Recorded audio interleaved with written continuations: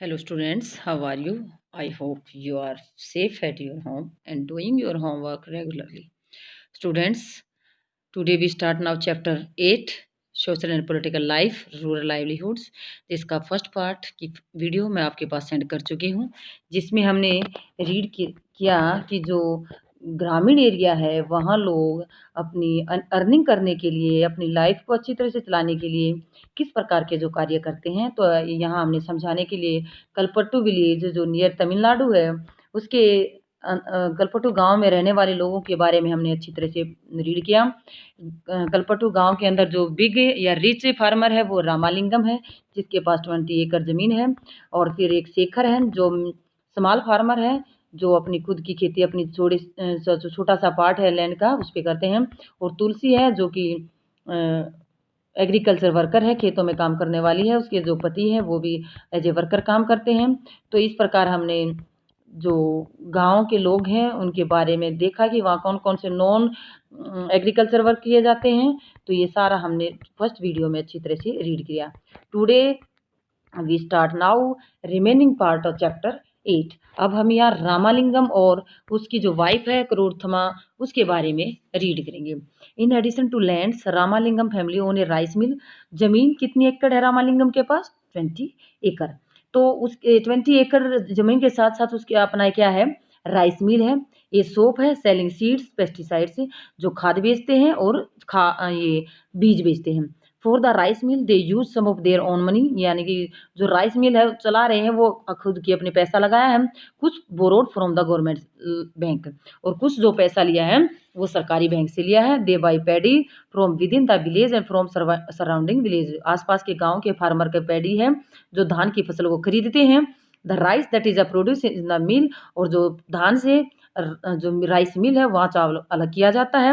Near by town, और आसपास के जो व्यापारी हैं उनको बेचा जाता है। This give them A substantial income. इस प्रकार उनको अलग से अच्छी खासी जो कमाई है वो यहाँ से हो जाती है, अच्छी अर्निंग कर लेते हैं, अच्छी इनकम उनकी हो जाती है। अब हम करते हैं एग्रीकल्चर लेबर्स और फार्मर्स इन इंडिया। तो जो भारत के अंदर मजदूर हैं या फार्मर्स हैं उनके बारे में जो कंडीशन है उसके बारे में रीड करेंगे।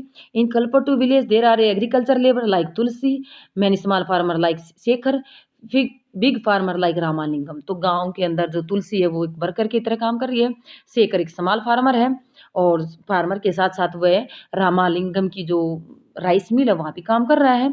तो इस प्रकार जो रामालिंगम है वो रिच मेंबर है गांव का, तो वो लोगों को पैसा उधार भी देता है, लोन भी देता है। तो यहाँ in India nearly 2 out of every 5 rural families, गांव की जो 5 परिवार उनमें से 2 परिवार मजदूरी का काम करते हैं, 2 परिवार मजदूरी का काम करते हैं। और agriculture labour families all of them depend on the work, वो काम पर निर्भर होते हैं। Do on other people field to earn a living, अपना गुजारा करने के लिए दूसरे लोगों के खेतों में काम कर रहे पैसे कमाते हैं। Many of them are landless, कुछ लोग तो ऐसे हैं जिनके पास जमीन ही नहीं है। Other many own very small plot, कुछ लोगों के पास अपनी जमीन है वो बहुत ही थोड़ी जमीन है, स्मॉल पार्ट है।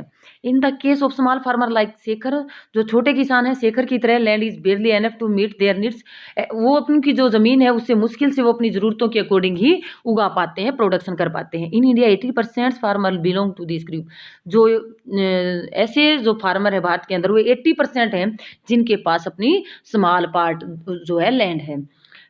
Only 20% India farmer like Ramalingam, यानी कि जो रिच फार्मर है वो कितने हैं? 20%, और जो मिडिल है या स्मॉल है वो कितने हैं? 80%। इस प्रकार जो इनक्वालिटीज है जो लैंड की, वो डिस्ट्रीब्यूशन लैंड की, अलग अलग लोगों को अलग अलग जमीन मिली हुई है। These large farmer cultivate most of the lands, जो बड़े किसान वो ज़्यादा जमीन है उनके पास और ज़्यादा खेती करते हैं। A large part of their produce is sold market, अपना जो उनकी प्रोडक्शन होता है, जो उत्पादन होता है उसका बहुत बड़ा ज़्यादा पार्ट वो मार्केट में बेचते हैं और अपनी ज़रूरत के लिए घर पर रखते हैं। Many of them have started other business, जो पैसा वो सेव करते हैं उस पैसे से दूसरे बिजनेस वो स्टार्ट कर देते हैं, जैसे शॉप ओपन करना, मनी लैंडिंग यानी पैसे जमा देना लोगों को, ट्रेडिंग व्यापार करना, स्मॉल फैक्ट्रीज ओपन करना। इस प्रकार अपनी सेविंग से वो दूसरे जो काम है उनको शुरू करते हैं। We have looked at farming in Kalpattu, हमने लोगों को देखा कि कैसे फार्मिंग वहाँ करते हैं। अपार्ट फ्रॉम द फार्मिंग, खेती के अलावा many people in rural area depend upon the collection from the forest. जो दूसरे लोग हैं जिनके पास ज़मीन नहीं है वो फॉरेस्ट से अदर थिंग्स को कलेक्ट करते हैं। एनिमल हस्बेंड्री यानी कि पशुपालन करते हैं, डेयरी प्रोडक्ट करते हैं, या फिशिंग जो मत्स्य पालन का काम है वो करते हैं। तो इस प्रकार हमने देखा कि जो दूसरे काम धंधे हैं वहाँ पर जो करते हैं लोग। अब यहाँ देखते हैं यहाँ क्या बताया गया है, terrace farming in Nagaland. Nagaland के बारे में बताया गया है कि किस प्रकार जो खेती है टेरेस फार्मिंग की जाती है। तो ये नागालैंड के बारे में दिया गया क्या है, ये नागालैंड की ये दे रखा है, ये टेरेस कल्टीवेशन के लिए दिखाया गया है। तो इस प्रकार this is a village called Chizami. कौन सा गांव है? चिजामी। विच कौन से डिस्ट्रिक्ट में है ये? फैक डिस्ट्रिक्ट के अंदर, इन नागालैंड के अंदर। This people of village, the people of this village belong to the, ये यहाँ के लोग चकेसेंग, चकेसेंग कम्युनिटी। कौन सी कम्युनिटी का नाम है ये? चकेसंग समुदाय के लोग हैं। दे टू, वो कौन सी जो कल्टीवेशन है वो करते हैं, टेरेस कल्टीवेशन करते हैं। This mean that the land on A hill slope, जो जमीन है वहाँ हिल पहाड़ी ढलवा एरिया में है। मेड इनटू फ्लैट प्लॉट्स, वहाँ फ्लैट एरिया बनाया जाता है पहाड़ों पर। And covered out is step, और जैसे हम सीढ़ियाँ बनाते हैं घरों में ऐसे बनाते हैं। Side of the east plot are raised in order to retain water. तो इस प्रकार का साइज वहाँ बनाया जाता है, टुकड़ों में बांटकर सीढ़ियों की तरह, और किनारे हैं वो ऊपर उठा दिए जाते हैं ताकि जो पानी है उनके अंदर भरा पाए रहे, और जो बेस्ट फॉर राइस कल्टीवेशन। इस प्रकार वहाँ जो चावल की कल्टीवेशन है, खेती है, वो अच्छी तरह से की जाती है। People of the Chizami have their own individual fields, उनके अपने खेत हैं। But they also work collectively, वो ग्रुप में रहकर काम करते हैं। इज अदर फील्ड्स, आपस में एक दूसरे की खेत में मदद करवाते हैं। दे फॉर्म ग्रुप्स ऑफ 6 और 8 and take a entire mountain side to clean the weeds. इस प्रकार वो अपना एक ग्रुप बनाते हैं, इकट्ठे 6 या 8 लोगों का एक ग्रुप बनाते हैं और इकट्ठे मिलकर पहाड़ के एक हिस्से को घास पतवार साफ करते हैं, यानी कि जो घास होते हैं उसको हटाकर उसको स्टेयर टाइप में, सीढ़ियों टाइप में बना लेते हैं, और ऐसे मिलकर वो कई अपना पूरा काम कर लेते हैं। तो ये कहाँ का एग्जाम्पल हमने पढ़ा? नागालैंड का एक चिजामी शहर है जो फेक डिस्ट्रिक्ट में है। तो अब हम आगे देखते हैं। अब यहाँ हम देखते हैं, we have looked at farming in Kalpattu. अब खेती के साथ साथ हम यहाँ देखते हैं जो रूरल एरिया है वो डिपेंड करते हैं collection from the forest animals, diary produce, fishing. ये एग्जाम्पल इन कुछ विलेजेस के बारे में हम इन एग्जाम्पल के बारे में रीड किया है। सेंट्रल इंडिया, भारत का जो सेंट्रल पार्ट है, बोथ फार्मिंग खेती के साथ साथ कलेक्शन फ्रॉम द फॉरेस्ट, जो जंगलों से इकट्ठा की गई कुछ थिंग्स हैं। इंपॉर्टेंट सोर्स ऑफ लाइवलीहुड, अपनी ज़िंदगी को चलाने के लिए, जीवन को चलाने के लिए इंपॉर्टेंट साधन है। कलेक्टिंग महुआ, महुआ को इकट्ठा करते हैं। तेंदू लीव्स, तेंदू के पेड़ के पत्ते इकट्ठे करते हैं। हनी, शहद, शोल टू ट्रेडर्स, इन सब चीज़ों को बेचते हैं व्यापारियों को। Is an important source of additional income, इस प्रकार से यह उनकी एडिशनल इनकम का अच्छा साधन बना हुआ है। Similarly selling milk to the village cooperative, इस प्रकार वहाँ के लोग हैं जो एनिमल्स रिएक्ट करते हैं, पालते हैं, तो वो विलेज जो कोऑपरेटिव सोसाइटी है, taking milk to the nearby town में be main source of livelihood for some families. कुछ परिवार ऐसे हैं जो अपने दूध को कोऑपरेटिव सोसाइटी के अंदर बेचते हैं, जो सहकारी समिति है वहाँ पर अपने दूध को बेचते हैं, और आजीविका का मुख्य जो साधन है। वी फाइंड फिशिंग विलेज, वहाँ देखते हैं कुछ गांव के ऐसे लोग हैं। In the coastal area, coastal area कौन होता है? जैसे हमारे ये साउथर्न पार्ट है इंडिया के मैप का, तो यहाँ हमारा क्या है? अरेबियन सी है।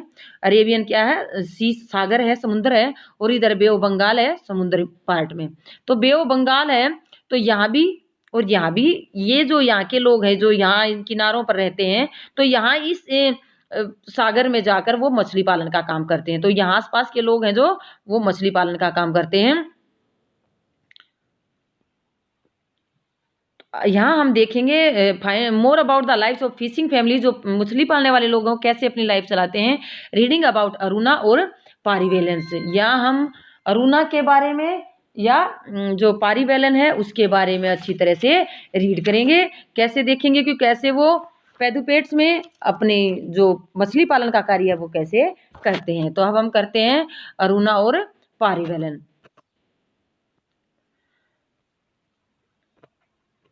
Not very far from Kalpattu, ये जो बहुत दूर नहीं है कलपट्टू से, ये जो दूसरे स्थान की हम पुदुपेट के बारे में, हम जो उस गांव के बारे में हम अब जानेंगे, इसके बारे में समझेंगे। तो ये ज्यादा दूर नहीं है कलपट्टू से। People here earn their living by fishing, यहाँ के लोग जो अपनी इनकम अर्न करते हैं वो फिशिंग के द्वारा, मछली पाल कर। Their houses are close to sea, समुद्र के किनारे हैं इनके घर जो नजदीक हैं। One field row of catamaran, तो जो कैटामारन है वो यहाँ पर एक छोटी नाव है जो मछली पकड़ने के लिए जिसका प्रयोग यहाँ के लोग करते हैं।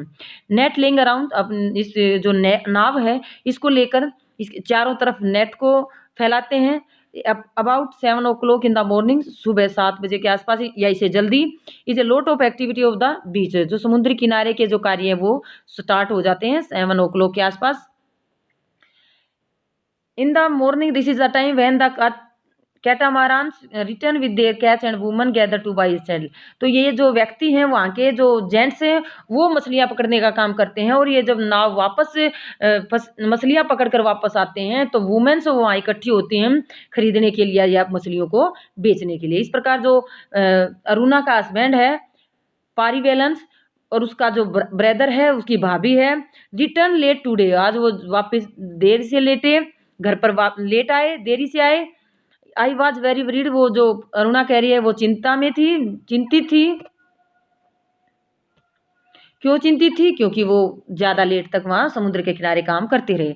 दे गो टू सी टुगेदर, वो सब इकट्ठे मिलकर समुद्र में जाते हैं। और कैटामारन जो उनकी नाव है उसको लेकर, they said they were caught in a storm, क्यों वो कह रहे थे कि आज उन्होंने तूफान में थे, यानी कि समुद्र के अंदर तूफान आया हुआ था। I have kept aside from fish from the family, यानी कि जो मछलियां पकड़ी थी वो बेचने के लिए नहीं बल्कि अपने परिवार की जरूरतों को पूरा करने के लिए लाए हैं। विल ओकेशन द रेस्ट, जो बची हुई थी थोड़ी सी ज्यादा उसको बोली लगा दी गई, उसको यानी बेचने के लिए यूज किया जाएगा।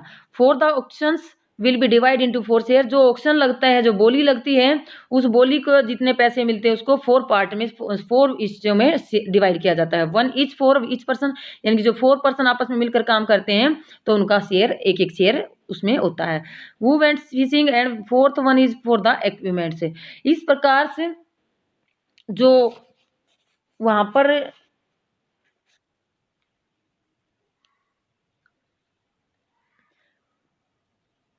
इक्विपमेंट होते हैं, जो साधन जिसका वो यूज करते हैं, जैसे नाव में कुछ सामान खरीदना है या जो नेट खरीदना है, इसके लिए वो 4th शेयर कर लेते हैं।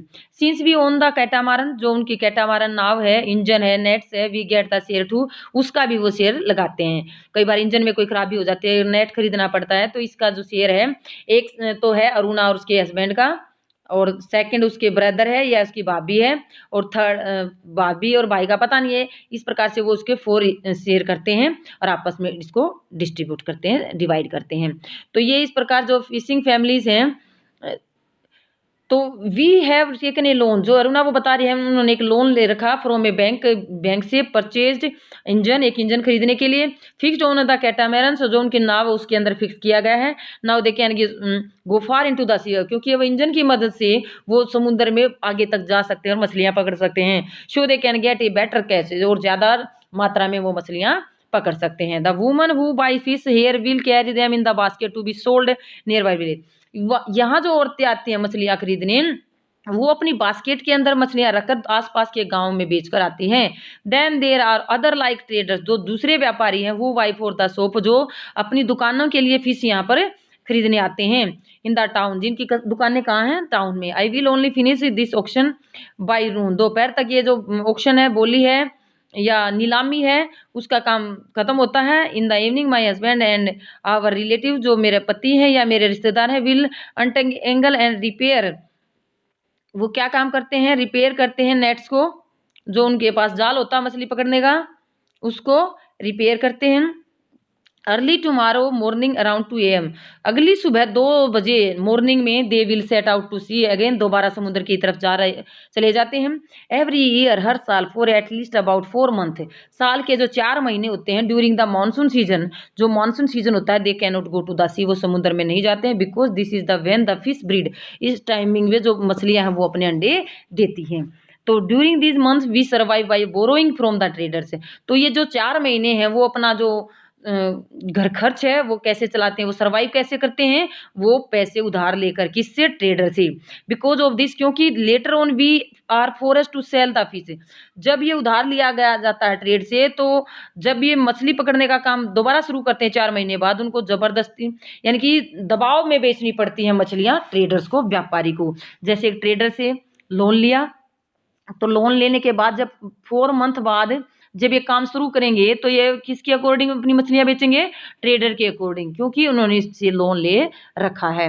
तो इस प्रकार जो ट्रेडर है, can not to our auction, हमारी कोई नीलामी नहीं करवाते हम मछलियों की, ये ट्रेडर के अकॉर्डिंग सारी बेचनी पड़ती हैं।